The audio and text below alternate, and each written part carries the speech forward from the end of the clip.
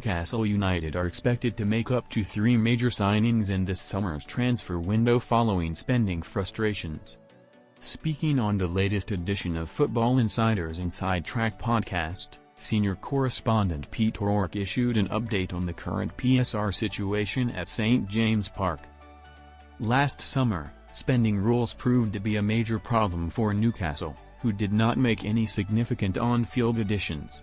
Beyond that, the club were also forced to sell Elliot Anderson to Nottingham Forest and Yankuba Minteh to Brighton to avoid punishment for breaching financial regulations. After those setbacks, it has been suggested that Newcastle will look to take revenge in the transfer market this summer, and they are in a position to do that. Despite those seemingly lofty ambitions for the window, there has already been one setback for those at St James Park in the close season. Brentford attacker Bryan Mbeumo looks set for a move to Man United despite interest from Newcastle, which is a blow for the Magpies given the quality he would add to their side. Even so, O'Rourke has explained that the Magpies are in a position with regards to PSR, where they will be able to back manager Eddie Howe this summer, even if they will still have some limitations. He said, "I think their PSR and FFP is a lot better than it was last year, when they had to sell some players just to balance the books, players that Eddie Howe didn't really want to lose.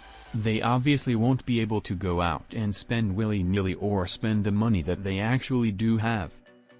But look, it's frustrating for everybody connected with Newcastle that they can't go out there and spend the money that the owners will obviously have to spend. But yeah, I think they have got money to make at least 2 big signings, maybe possibly 3. A hugely successful 2024-25 season not only saw Newcastle end their wait for a trophy with the League Cup, but also qualify for the Champions League for the 2025-26 campaign.